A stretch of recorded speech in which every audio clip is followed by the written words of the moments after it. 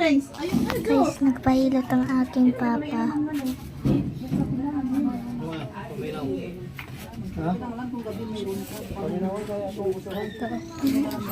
Kaupo na. So, nagpapahilot ang aking papa. Meron yung mga tao.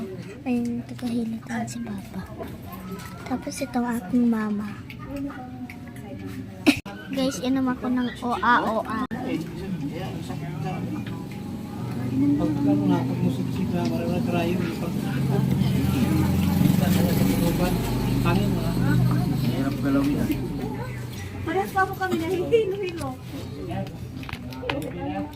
Guys, nandito yung papa ko nagpapahilot. Gamit kong cellphone niya ngayon eh. Iniwan ko cellphone ko sa bahay. Hindi ka magpusog. Oo, ayan, may dyan. Hindi ka mapusog. Hindi ka mabusog kasi walang lasa. Pula? Oo, walang lasa yan. Ikaw?